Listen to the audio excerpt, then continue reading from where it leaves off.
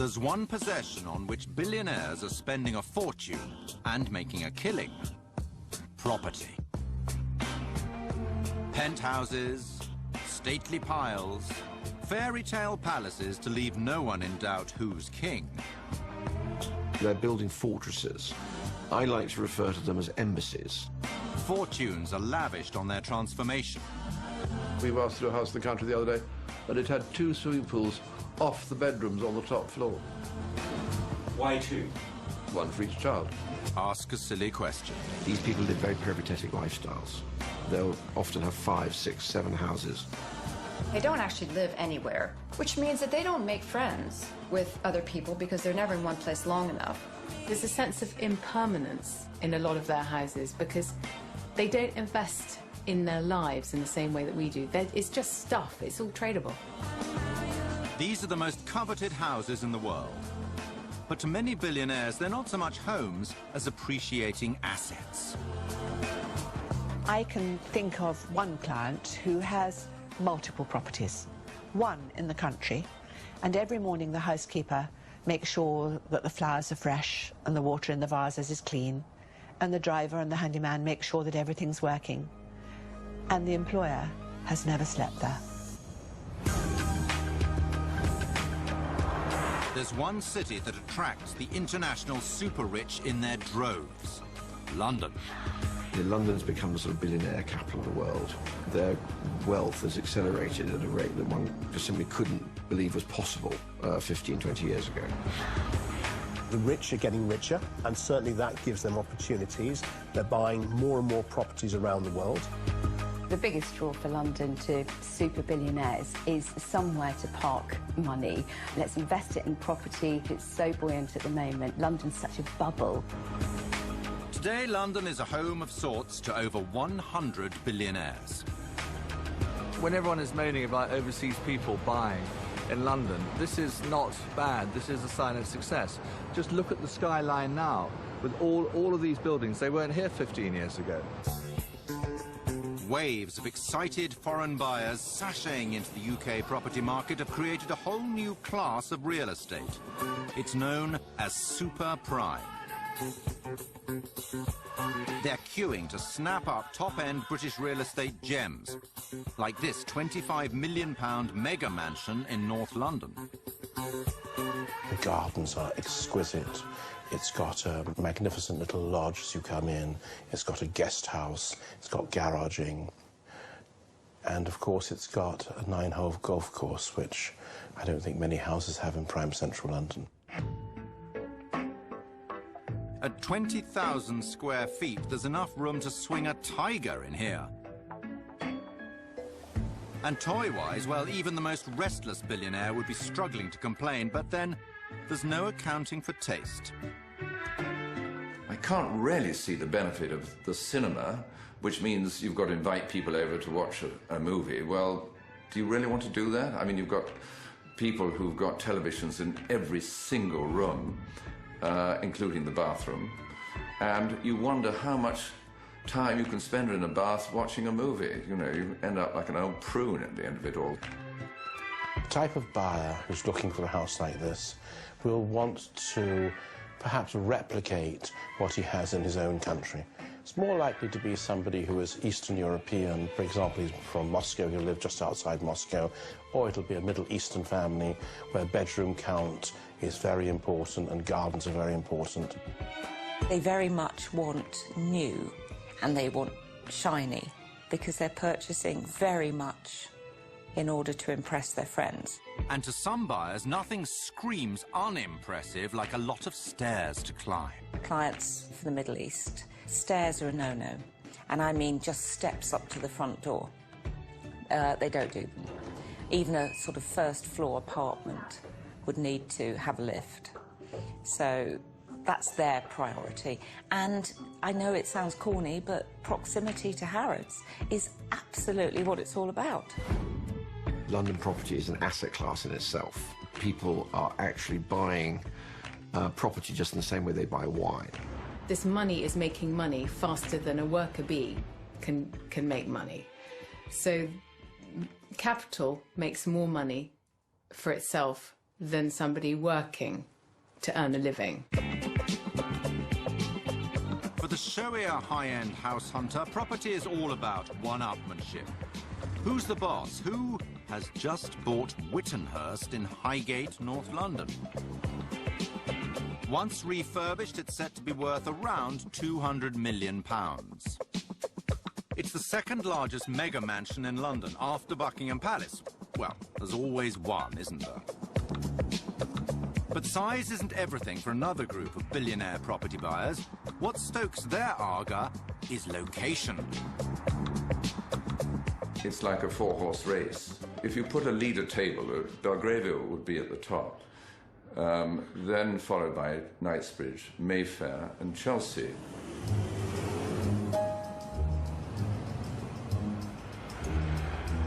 Andrew Langton has been selling London super prime for nearly half a century. If you are approached by a buyer who says, I want to find a house with scale, volume, important location, you've got to say, well, Belgrave Square is right at the top of the list. I mean, like Seaford House over here, I mean, that is as fine a house as you'll ever see anywhere in this town. Over the last 10 years, you've seen a dramatic rise. I mean, I remember selling a house on the south side for no more than about 16, 17 million. And that house today has obviously appreciated by at least 50 to 60 million. This gradually will be known as Billionaire Square. Ordinary mortals buy to live in. Billionaires buy to leave alone. I don't think I have ever bought a property for an uber-wealthy person. 4 weeks of the year. One of my clients has this as an amazing estate with huge acreage, stables, full staff all the time. They were in the country 12 days last year. I have a concern that London is going to be an enlarging ghetto of vacant properties. Like these vacant North London houses on what's known as Billionaires Row. I've seen examples of that, particularly in Hampstead, where one owner had about 7 houses, and there were more butterflies flying around that house than there were people, because the amount of buddleia growing out of the roof. A very rich person once told me, when he was explaining his elaborate plans to move around the world, he said, in this milieu, we travel. I don't think that there is that kind of heart of the home that we have. In my house, everybody gravitates towards the kitchen. To me, that's home. But I don't think that the ultra-rich necessarily have that. Coming up, when property gets extremely expensive, even for the very wealthy. The Venetian Palace is obviously one of the most expensive properties on the planet. Almost 100 million euros is a lot of money, even for very, very rich people. And billionaires on the up to 7-star hotel living in the sky. You live in a fortress of great wealth, and you keep out poor people. For billionaires, more property means more bills, more staff, and more one-upmanship. And nowhere is this competitive element fiercer than on the French Riviera. So when the super-rich go house hunting, they need the help of Sotheby's own Alexander Croft, Monaco realtor, multimillionaire in his own right, and a man who knows firsthand exactly what billionaires are looking for. I think I may be the ultimate estate agent in that I live a lifestyle that's very close to the lifestyle of those clients. I really do understand them. I have 5 homes in 4 different countries. I'm certainly not super rich, but still I have this little collection of homes. I also like cars, which are very nice toys, and I keep them here in the country house to play with. So my English side again, I got a Bentley, an Aston, an old Jag. For the Italian moments, an Alfa Spider. I think today I'd rather take the Bentley because it's really the most comfortable. So the smoothest ride is always a Bentley. Today, Alexander is day tripping to Cannes to view a property he's been instructed to sell. The pool of potential buyers, though, is très, très petite. The Venetian Palace is one of the most expensive properties on the planet. It's priced at 95 million euros, and you know, almost 100 million euros is a lot of money even for very, very rich people.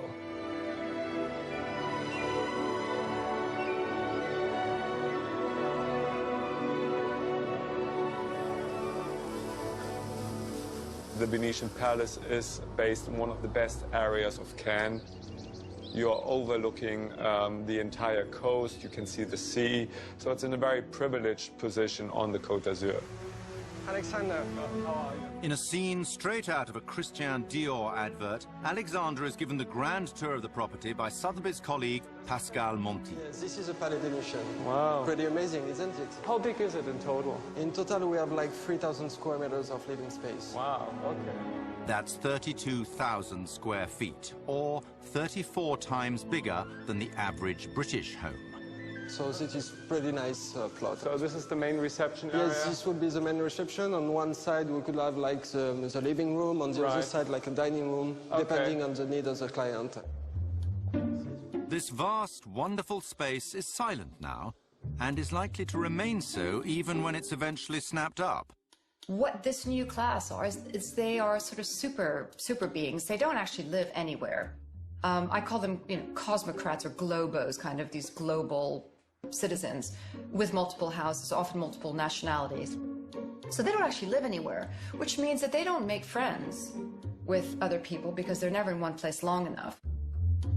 The socialising that does go on at home is between work clients, so it's clients coming in for dinner, and that's quite a formal occasion. It's very much an entertaining sort of feel to the evening, rather than friends getting together for a curry. Thank you. Wow, what a view. This is pretty amazing. Koi? This is Koi, yeah. Yeah. Sure. So I have a question for you. Tell me. How do you get over to the island? We get a remote for that. Oh, I love it. Just push it, and here we Electric are. drawbridge, this is the 21st century. You know, a lot of people who are going to love that, I think. I already got some people in mind for that. Oh, that's perfect. That's amazing. A drawbridge. Even out here in the epicenter of one-upmanship, it's an impressive flourish. I think for the super rich properties, real estate is very important, because real estate is also an outward expression of your success, of your standing in the world.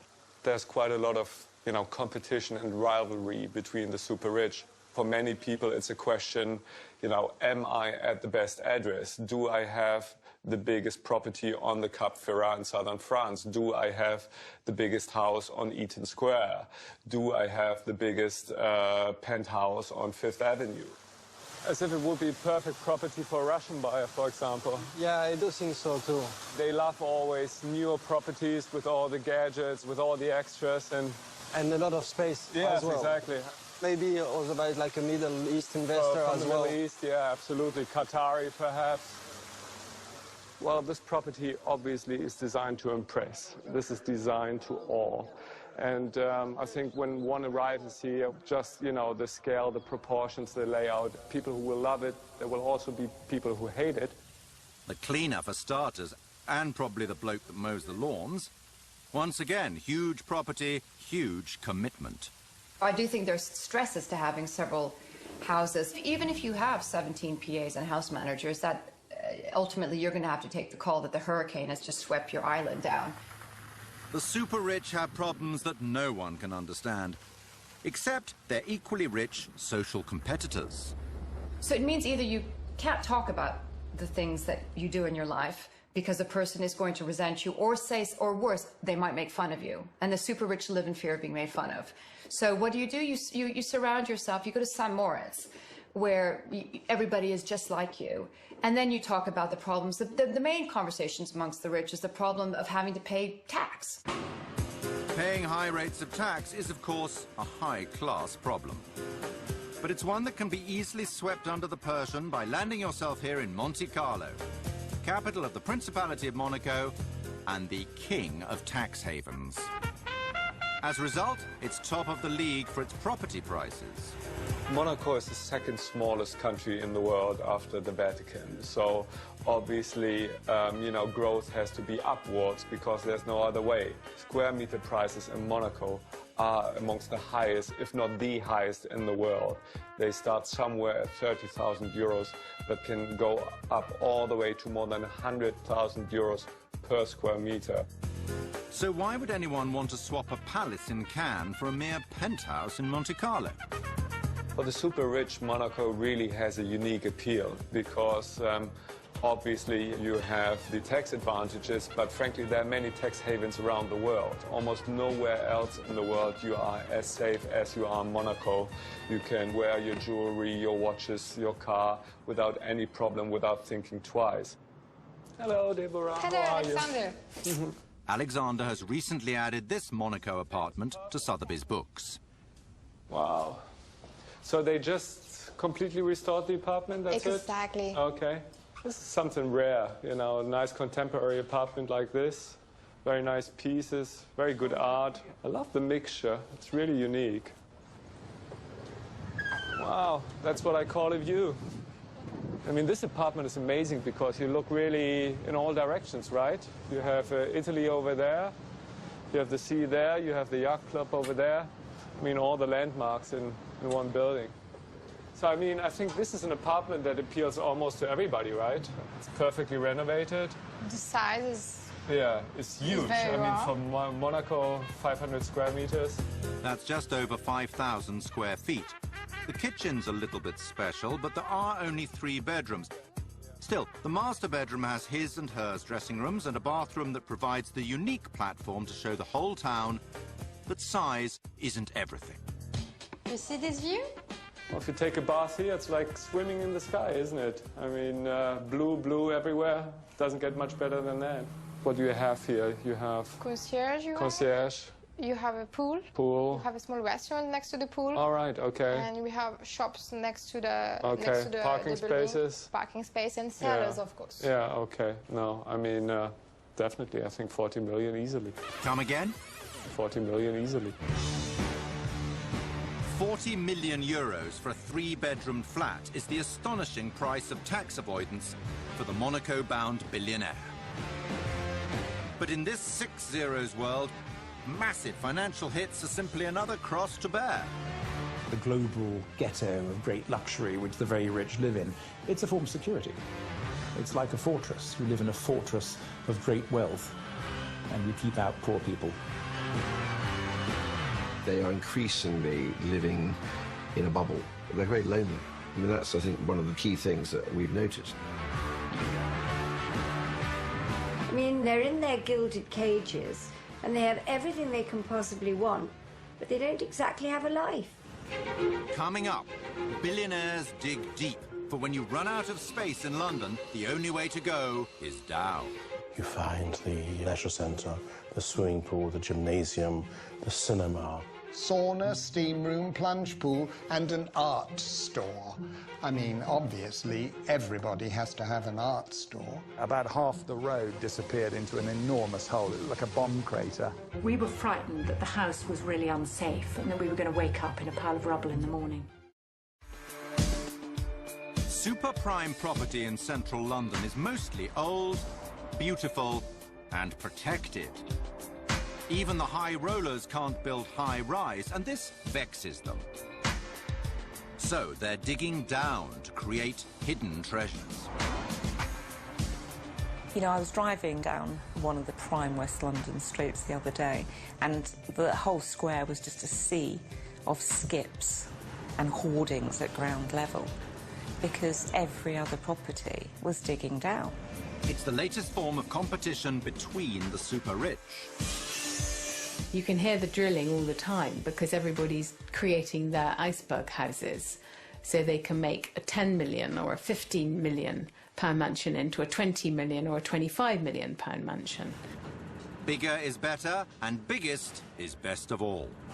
Well, I think basements are a bit like comparing penis sizes, you know, in boarding school.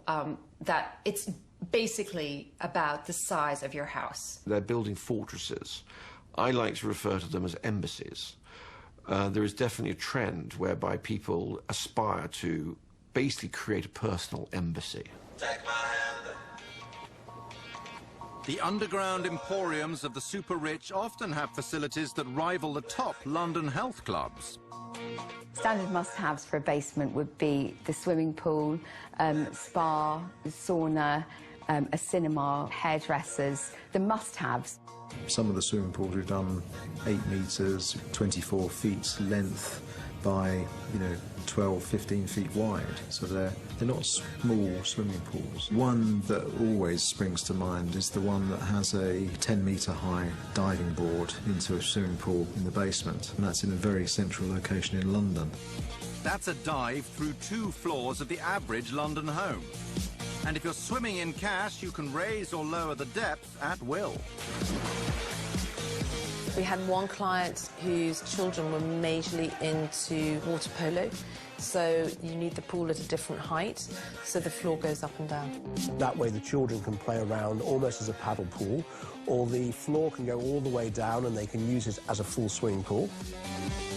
I've seen lots of cinemas in basements. It's a common thing. Media rooms, they're not called cinemas, media rooms. An ice room, sauna, massage rooms, changing rooms. Bowling alley, squash court. The basement was 5,000 square foot, and it was exclusively to be able to display their artwork. We put disco dancing room. We put a few of those in, actually. Staff quarters, don't ever underestimate staff quarters. That's seriously important. Well, garages are very important because you can't park in England, in London, so people like to have 8-car garages if they can get it, with lifts going down into them. One of our clients jokingly said it would be quite handy if he could have his own entrance onto the platform of the district line. They've got everything. You tend to think, well, it's sort of now totally out of control and ridiculous. Soaring property prices mean that mega basements are worth a fortune to the super-rich. But the price, sometimes paid by their neighbours, the merely wealthy, is immeasurable. Claire Latimer has lived for 22 years in London's celebrity-rich Primrose Hill. She became a victim of iceberg housing when her next-door neighbour began digging down in May 2012. People want extra bedrooms, family expanding, and they don't want to move. I'm all for that. But gyms and swimming pools and Odeons, why not go to the local Odeon? Why not go to a swimming pool? Why do you have to have it in your house, of which most of these owners seem to be very fat, and I don't think they use any of these things anyway. 3 months after the work began, the house next door fell down. Suddenly on August the 15th in 2012, in the night, a pier crashed down and went into a void with water. We still don't know what's happened. It was incredibly scary because the whole of my house just shifted and you really thought the house was going to come down. And it cracked every room in the house. There isn't a house there apart from the roof. That's the only thing that's left. I've had 2 years now with just one brick out into the elements of the air on the whole of one side of my house, which is my main room and my bedroom. So it's been freezing cold, the damp comes in, my clothes have got mould, my shoes have got mould, the heating bill's been drastically more. The other thing which is really sad is once this is done in possibly a year's time, which will be 4 years, then we'll have to move out to have our house repaired. So it's going to be a 5 or 6 year hassle, I think. I can't move, I can't rent the place, you just have to wait. Oh, God. They are your worst nightmare. One single household can inconvenience an entire neighbourhood for up to 2 or 3 years. If he had come to me at the beginning and said, I have wrecked your life, I'm really, really sorry, we'll put this right, blah, blah, blah, I would have had a very different attitude, I must say. In neighbouring leafy Hampstead, where house prices average around £2 million, a support group has been formed to lobby against iceberg homes. I bought my flat 25 years ago for a pittance. I am property rich and cash poor. In Peter Symonds Street, there are 5 mega basements in a row. They're like boys' toys, and Yes. everybody... You've got a swimming pool. Oh, I want a swimming pool. No, only I want a bigger swimming Only pool. I want a bigger swimming pool. I'm looking at a mock-up here, fascinating mock-up of an iceberg house, and it goes down 50 feet, 4 levels. That's amazing. We have a ballroom, a 45-foot swimming pool, a hot tub, massage room, sauna, steam room, plunge pool, and an art store. I mean, obviously, everybody has to have an art store. Even if there are 4,000 letters of objection from every single house around him, and 3 roads will be closed for 2 years, and so on and so on, there is nothing in current planning law that enables the planning committee to say, no, you can't dig your double basement. It's beyond. In 2013, the Borough of Kensington and Chelsea received 450 planning applications for basements, almost a 1,000% increase in just over a decade. This street in Prize, Belgravia, has been the home of the Hugh Williams family for 17 years. A house here will cost you around £5 million, but not perhaps this one. Every night I was waking up at 3 o'clock in the morning worried that the house was going to collapse. In October 2009, Michael and Ali Hugh Williams learned that there were plans to almost double the size of the house next door by building underground.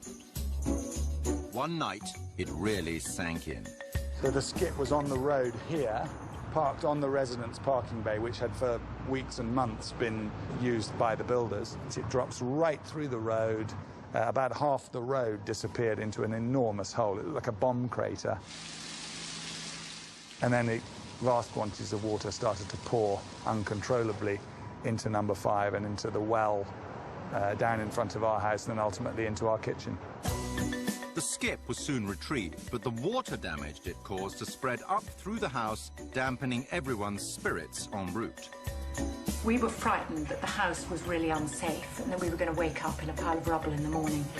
And if at all, I've had a couple of emergency engineers to visit in the night at the beginning when the ceiling started to bow and the floor dropped.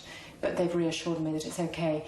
But at every step, we've been experimenting, so we didn't know if it was okay and whether or not we were going to be killed in the night.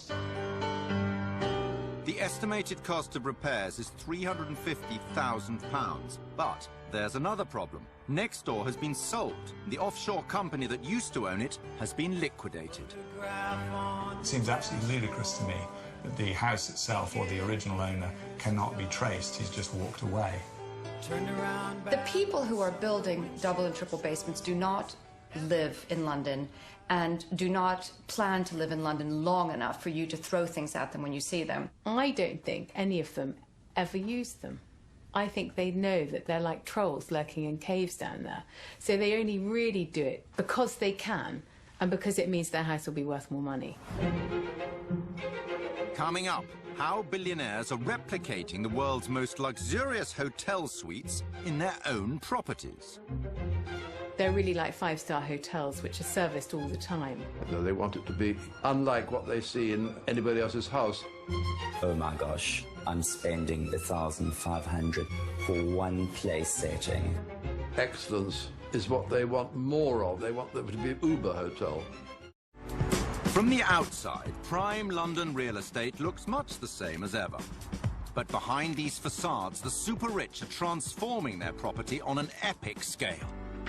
What the super-rich have been doing is trying to turn London townhouses into mansions. One by one, every single house is growing by a third, or doubling up, or the recent trend is you buy 2 houses next to each other, and you knock them through and create one larger house. I think in Regent's Park recently, and knocked 7 houses together. Constantly round here you'll see perfectly nice kitchens being torn out. It's no different to buying a house and seeing that the colour of the wall is wrong, so you elevate that somewhat to a billionaire, they can rip everything out and start again. When somebody is throwing something out that's worth a lot of money, it can be quite challenging, and the kind of moral side of that. The wife of a hedge funder will rip out what was last year a very fashionable Provençal, rugged kind of country kitchen and install enough stainless steel so that you could, like, disembowel a corpse in there. Billionaires are having to spend more money to buy their trophy homes, And the more they spend on the trophy home, the more they're prepared to invest in it to make it the most beautiful. You know, everyone's busy choosing things to buy. But also, it's a sort of raison d'etre thing. I have a client who had 5 staircases commissioned, 5 beautiful, beautiful staircases, and then it was thrown out because she'd been travelling, she'd seen a different one. She came back, we've got to change it, this is what I want now. So they're just ripped out and they're cast away. For top-end architects and designers, the Billionaire's desire to gut the old and install the completely new is opening up fantastic opportunities to be creative. The technique. We were worried that if it was any longer, it's just going to look like a swimming pool-sized bed in the room. That's the size of the bed on his yacht, that's why he keeps asking. We can look at fantastic materials that we could never have worked with before. We can work with real craftsmen and skill and trades to create one-off beautiful collector's pieces that will become the antiques of the future. They're prepared to spend significant sums of money, eye-watering sums of money that we can't even imagine. I do have to sometimes sort of hold back or pinch myself and go, oh my gosh, I'm spending 1,500 for one place setting of a beautiful handcrafted cutlery set. They're putting in some of the finest marbles in the world. They're putting in the most up-to-date, state-of-the-art technology, etc. These things cost money. I mean, you know, the Medicis are back in town. The top floors of this unassuming block of flats on Park Lane are being ripped apart to create a 7,000-square-foot triplex apartment. With views over Hyde Park and the City of London, this will be the largest and most luxurious penthouse in town. The top end of the market now, the phenomenon at the moment is the branded property. You have the Armani flats, or you have other, big names. One of the biggest names in the property game is that of interior designer Nicky Haslam. He's no stranger to extraordinary requests. We were asked to do a house in the country the other day, but it had 2 swimming pools off the bedrooms on the top floor. Why 2? 1 for each child. Beyond the 3 or 4 swimming pools and a huge kitchen, I think people now practically want a private airfield. They want to be able to land their jets on their own property. Wouldn't that be wonderful? No jet-set flight of fantasy is impossible. And here's going to be the famous staircase. Lovely. I love it going up and then back. It's going to be great, isn't it? Yes. The brief was to make it as luxurious as possible. They can walk in straight off the plane, the private plane. The whole point is to sort of come in and say, wow, isn't this magic? This is what we want. Amazing. Let's go to see this. It is a wonderful space, but to keep seen it all before billionaires parting with their money, well, you need to throw in a few tricks. So the bookcases will swivel and then just gently move back. Move back. So you've got 1, 2, 3, 4 motors to swivel, and then everything just moves across, revealing the come in, Mr. Bond, into the studio. Exactly. Yeah, excellent. People love it when you press a button and suddenly the walls fly apart and you've got an enormous room behind you. And if you can't physically add more space, paint it in instead. Yes. Each side of the bath. Each side of the bath. Reflecting the view of the park, sort of. That's right. We're going to do some scenes from Hyde Park, the Serpentine. Wonderful. Painted in a stylised manner. And the television there? Mm-hmm. The second one you've done is... There aren't that many super rich that have wonderful taste. The super rich really want pretty actually standard stuff. They quite like it looking like a very good hotel, it must be said, because hotels have that kind of very new, up-to-date quality that makes them feel secure. Have you got anybody in mind? We have, yes. Good. There's somebody who always stays at the Connaught, loves the Connaught, but wants to have something a little bit more long-term. And instead of sort of whizzing in, whizzing out, staying in the apartment there, they're thinking of taking this more for a long-term basis. On the lower part of the triplex, they can use as their office and for meetings. Up here will be for more for the wives and the families. So I've probably given it away that it's Middle East. Yeah. And what we're all dying to know is how much is our Middle Eastern billionaire going to have to stump up to keep hers indoors happy? We'll be quoting over £30,000 a week. And plenty of room for staff. Yeah. Yeah. Always always on the move, billionaires just can't get enough of their faux hotel rooms. It's got to be the Rolls-Royce of machines for living in. You see an absence of patina or sort of depth and personality in them. They're like five-star hotels, which are serviced all the time, but they have that hotel feeling when you're in them. And the reason for that is because they don't invest emotionally in their properties. Individual taste, in the sense that taste means an idiosyncratic way of articulating your beliefs and values through the things you wear or the things you acquire. This has no meaning in this world. I mean, the taste is homogenized. But sometimes, if it looks like a hotel and feels like a hotel, there really is a hotel attached. Number 1, Hyde Park, the most expensive block in the world, is serviced by the 5-star Mandarin Oriental. What the super rich want is a concierge service. They want to be waited on, and that's what you're going to get. So if you want a lobster at 4 o'clock in the morning, then you just call room service, basically. It's that crossover between having the convenience of your own apartment, but also the convenience of being in a hotel. Some billionaires are happy to borrow room service. Others want to install it permanently. But to house your own live-in concierge team, you need a mega mansion. A 9-story block is a start. The same space next door houses 41 apartments. Here, the 18,000 square feet is being made over into a home for just one family by celebrated designer Karen Howes. So, Leroy, I just wanted to, while we're on site, chat to you and Helena about the ceilings here, because I know how much work's gone in restoring them. I just think we can make some of the detail pop a bit more. So you say 18,000 square feet, but what that doesn't deal is with the sheer volume of the space that we're looking at here. And a lot of our clients are looking for really fabulous ceiling heights. You know, that is another sign of luxury and, I suppose, wealth. So, family room, which has just got fantastic ceiling height. This is going to be our glass panelling here, isn't it? We're doing another project for him overseas, and we're also talking to him about a yacht. So this will form part of a portfolio of 6 or 7 properties for him. And then I know we wanted to have a look at something in his dressing room through here. It looks fantastic. And that'll be uplit all the way along the sides. Chandelier in the middle. So we were thinking of adding these freestanding display units, watch winders, glass tops. He'll definitely want that. A lot of our clients have a collection of watches. They don't just have one. They work on a system where they need to be rotated. So what we will do is incorporate a tumbler that actually gently moves the watch and make sure that when they want to put the watch on, it's ready to wear. So I think this is very much an upstairs-downstairs house, so we're going to have, obviously, staff in the basement, but also in accommodation on the top floors. We're talking about a household staff of about 10 when they're in residence. So this is family room, cinema room, and then kitchen and staff, isn't it, through here? It is a family home, so we are incorporating things for the children as well as the adults when we're doing the design here. We're talking to him about putting fish tank in the basement.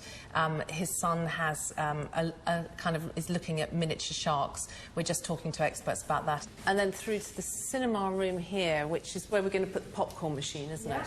I suppose the biggest challenge for us is how we incorporate all of the technology without anybody seeing it. So televisions are hidden behind walls, behind paintings, sliding doors, moving mirrors, but still keeping that classical elegance. That's the real challenge. It's not just hiding the technology that's a challenge. It's making sure they can operate it. Some clients, when we first meet them, tell us about the disaster that they've had in their previous project, where after they'd installed all this amazing technology, the thing didn't work the way they expected it to, and they became very anti-technology, and they want to get back to simple buttons where you press a button and a light comes on. We've got clients who will have their own audio-visual team who will be installing all of their televisions and their sound systems in all of their homes, so they will travel around the world doing that to make sure that it's the same system. So when they land overnight in their private jet at one particular property and they go into the bedroom, they don't have to worry how they operate the various switches to switch on the different lights around the house. Just get a dimmer switch. It's crazy. This is going to be our gym, and then this is going to be our hammam sauna, or sauna and hammam. And you thought they'd forgotten, but no, of course, there's a pool down here too. We've got our glass wall back here. Yeah, and then all of this is dark, rich blue mosaic. We've got these little fibre optic lights, and we've seen a layout that the light specialist did where they've decided on each location of all the fibre optics. So it's going to kind of sparkle at night as well, and I think that'll be fantastic. Another incredible top-end property takes shape, and you have to wonder if our billionaires are getting any kind of enduring pleasure from all the effort. I suppose it takes the edge off it when they see someone else has got the bigger, newer thing. And so the super rich are always on high alert for getting rid of their old stuff and buying the new stuff.